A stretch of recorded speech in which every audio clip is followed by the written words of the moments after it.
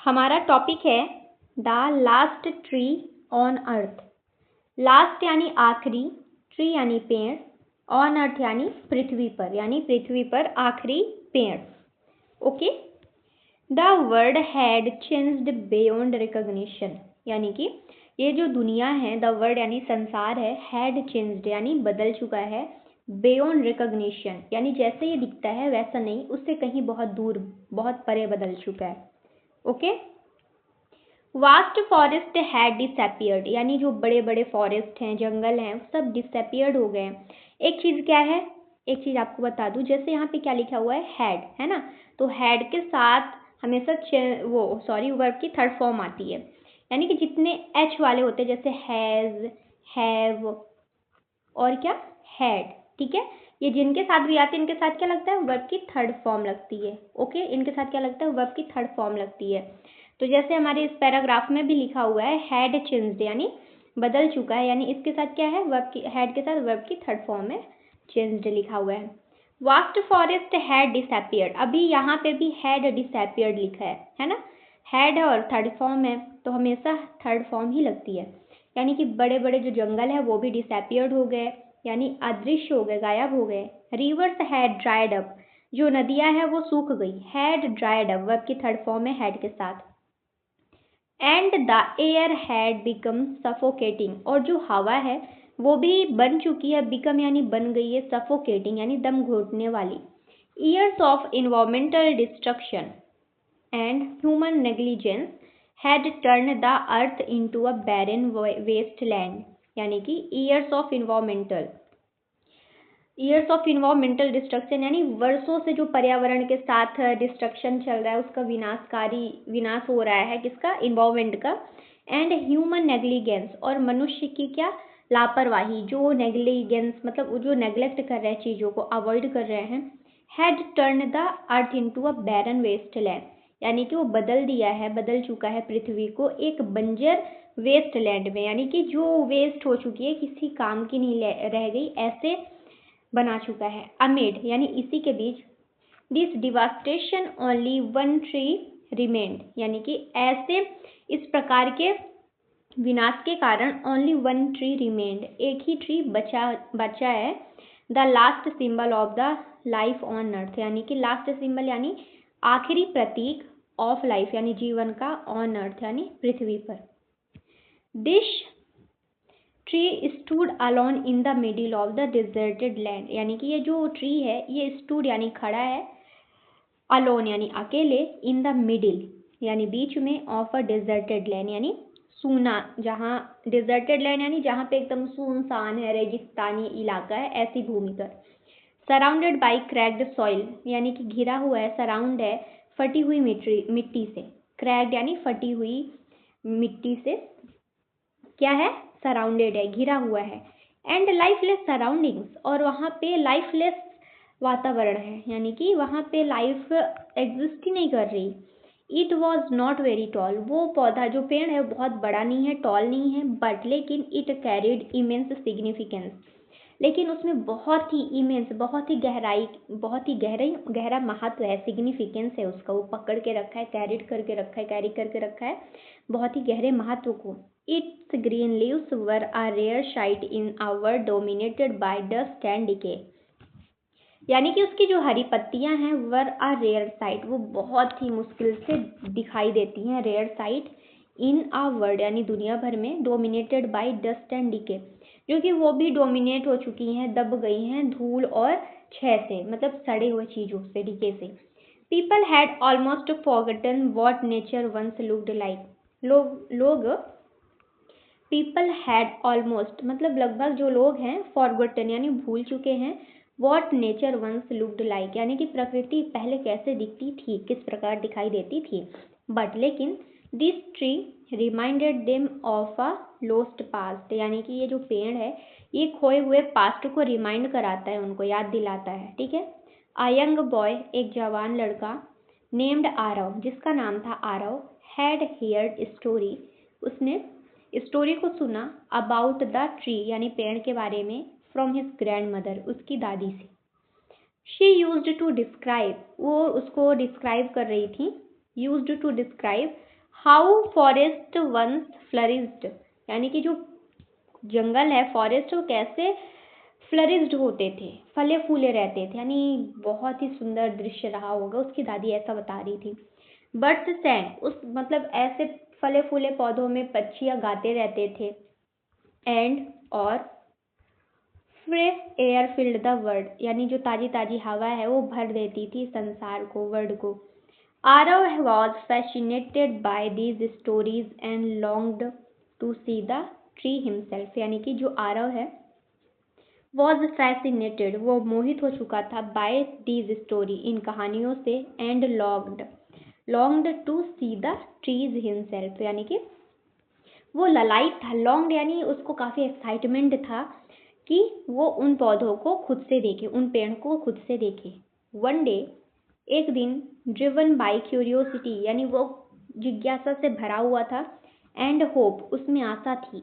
He set out on a journey to find it, वो बैठ गया, एक यात्रा में निकल पड़ा। ही सेट आउट यानी वो एक यात्रा में निकल पड़ा टू फाइंड इट, इसे खोजने के लिए। किसको?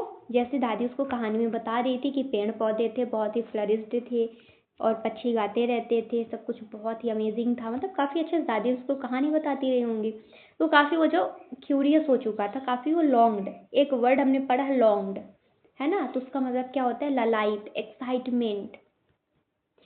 आफ्टर डेज, यानी कि दिन बीत गए, after days of walking through harsh condition, यानी कि बहुत ही कठोर परिस्थिति से गुजरने के बाद, walking through, Aarav finally reached the tree, Aarav आखिरकार उस पेड़ तक पहुंच गया। As he stood before it, वो उसके सामने खड़ा था, बिफोर इट यानी सामने खड़ा था, उसके पहले नहीं, ठीक है ना। अगर हम किसी के सामने बोलते हैं ना कि मतलब जैसे हम किसी को स्पीच दे रहे होते तो हम उसके सामने ऐसा नहीं बोलते कि आई एम सॉरी, मतलब ऐसा बोलते हैं ना, मैं आपके सामने क्या कर रहा हूँ, स्पीच दे रहा हूँ, तो वहाँ पे हम बिफोर का ही यूज़ करते हैं, I represented speech before you, ना कि okay. He felt a deep connection with nature, यानी कि वो बहुत ही गहरा संबंध प्रकृति के साथ फील कर पा रहा था, डीप कनेक्शन महसूस किया उसने। The tree seemed fragile yet resilient as if it had survived against all odds, यानी कि वो जो ट्री था, पेड़ था, सीम्ड, वो दिखाई दे रहा था, फ्रेजाइल यानी काफ़ी नाजुक, एट फिर भी, रेजिलियंट काफ़ी लचीला दिख रहा था, as if it had survived against all odds, लेकिन फिर भी वो सर्वाइव था यानी जीवित था, अगेंस्ट ऑल ऑड्स यानी सभी जो नकारात्मकता थी, समस्याएं थी, बैरियर्स थे, है ना, उन सभी के सामने भी वो सर्वाइव था, जीवित था। आरव रियलाइज्ड, आरव को एहसास हुआ दैट यह कि this tree was not just a plant, ये जो पेड़ है केवल एक पौधा नहीं है, not just a plant but a symbol of survival and hope, लेकिन ये सिंबल है, सिंबल यानी क्या? प्रतीक है जीवित रहने का, सर्वाइवल का, एंड होप यानी आशा का। हाउएवर, हालांकि ही सून नोटिस्ड, वो उसने जल्दी ही नोटिस किया, दैट यह कि the tree was slowly drawing, यानी कि वो उसने नोटिस किया कि जो पेड़ है वो धीरे धीरे डाइंग यानी मर रहा है, मतलब मर चुका है, without water and proper care, यानी बिना पानी के और बिना अच्छी देखभाल के। It's leaves were turning yellow, यानी उसकी जो पत्तियां थी, लीव्स थी, वर टर्निंग येलो, यानी वो येलो कलर में बदल रही थी। And its branches were weakening, और उसकी जो शाखाएं थी वो कमज़ोर हो रही थी।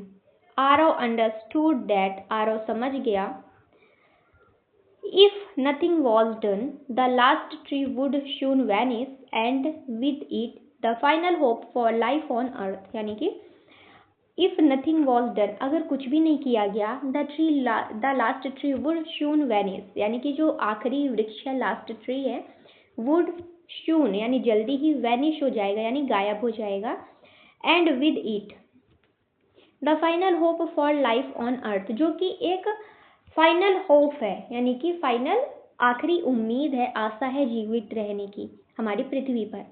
डिटरमाइंड टू सेव इट, वो दृढ़ संकल्पित हो गया उसको बचाने के लिए। Aarav decided to take responsibility, Aarav ने निर्णय लिया, टेक रिस्पॉन्सिबिलिटी यानी जिम्मेदारी लेने का, He searched for water in nearby ruins and carefully brought it to the tree.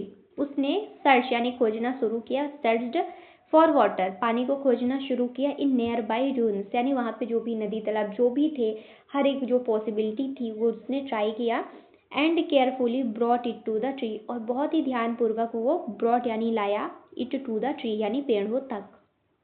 Okay. Every day he return to water it and protect it from harm. हर दिन, प्रत्येक दिन, every day he return to water it यानी वो वापस आता उसको पानी देने के लिए, वाटर इट यानी उसे पानी देने के लिए, एंड प्रोटेक्ट इट और उसको सुरक्षित करने के लिए, फ्रॉम हार्म यानी जो भी हानिकारक चीज़ें हैं, जो भी उसको नुकसान पहुंचा सकती थी ऐसी चीज़ों से. हिज एफर्ट्स वर स्मॉल, उसका ये प्रयास छोटा सा था, but they were filled with dedication and love, लेकिन वो भरे हुए थे समर्पण से, डेडिकेशन से और प्यार से, लव से. आगे देखते हैं. ग्रेजुअली धीरे धीरे the tree began to respond, जो पेड़ है वो धीरे धीरे रिस्पॉन्ड यानी प्रतिक्रिया देना शुरू किया. टाइनी न्यू लीव्स अपीयर, छोटे छोटे उसमें पत्तियां दिखाई देनी शुरू हो गई. टाइनी यानी छोटे छोटे, न्यू लीव्स यानी पत्तियां, नई पत्तियां, अपीयर्ड यानी दिखाई देनी शुरू हुई. And its branches grew stronger, और उसकी जो ब्रांचेस हैं, उसकी जो शाखाएं हैं, ग्रीव स्ट्रॉन्गर यानी काफ़ी मजबूती से उगने लगी. Aarav actions inspired others, Aarav के जो एक्शंस थे वो दूसरों को इंस्पायर कर रहे थे, प्रेरित कर रहे थे. हु हैड लॉस्ट होप, जिन्होंने क्या किए थे, अपने उम्मीद को लॉस्ट कर दिया था यानी खो दिया था. People began to gather around the tree and together they work to restore life, यानी कि जो लोग थे उन्होंने शुरू कर दिया गैदर होना अराउंड द ट्री यानी पेड़ के चारों ओर, गैदर यानी इकट्ठा होना शुरू कर दिया. And together they work to restore life, और उन्होंने फिर से लाइफ को रिस्टोर करना का काम शुरू कर दिया. They planted seeds, conserved water and took steps to heal the environment. उन्होंने क्या किया, दे प्लांटेड सीड्स, उन्होंने जो बीज थे उसको बोना शुरू किया, प्लांटेड करना शुरू किया. कंजर्व्ड वाटर, पानी को संरक्षित करना शुरू किया. And took steps to heal the environment, और स्टेप लिया, टुक स्टेप्स यानी स्टेप लिया, टू हील द इन्वायरमेंट यानी पर्यावरण को हील करने के लिए. ओके. ओवर टाइम यानी समय के साथ, the once barren land started to change, जो बैरन लैंड है यानी कि बंजर जमीन है वो बदलना शुरू हो गई. Small plants began to grow, जो छोटे छोटे पौधे थे वो ग्रो करना शुरू कर दिए. एंड लाइफ स्लोली रिटर्न, और जो जीवन था वो धीरे धीरे रिटर्न हुआ, वापिस हुआ. The last tree had not only survived, जो लास्ट ट्री था, आखिरी पेड़ था, वो केवल जीवित नहीं हुआ, बट लेकिन had also become the beginning of new world, लेकिन वो क्या, वो बन गया था एक नई दुनिया की शुरुआत, बिगिनिंग ऑफ न्यू वर्ल्ड.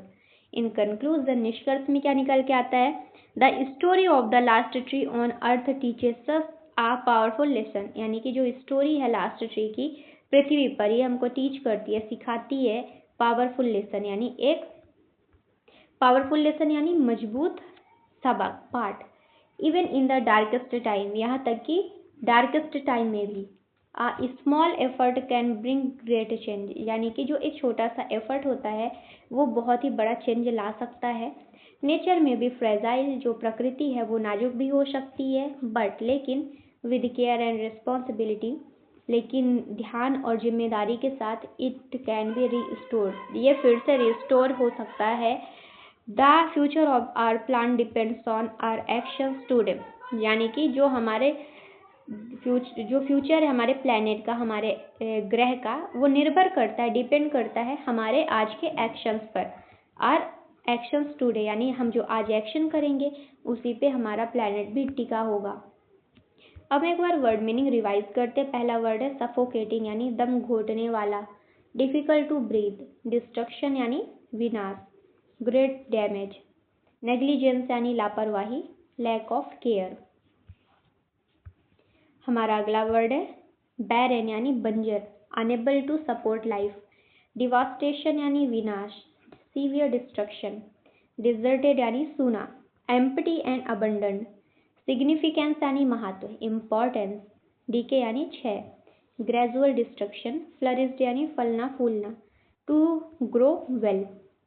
हमारा नेक्स्ट वर्ड है फैसिनेटेड यानी मोहित, वेरी इंटरेस्टेड, लॉन्ग्ड यानी ललायित होना, स्ट्रांगली डिजायर्ड, क्यूरियोसिटी यानी जिज्ञासा, डिजायर टू लर्न, हार्श यानी कठोर, वेरी डिफिकल्ट, फ्रेजाइल यानी नाजुक, इजिली डैमेज्ड, रेजिलियंट यानी लचीला, एबल टू रिकवर।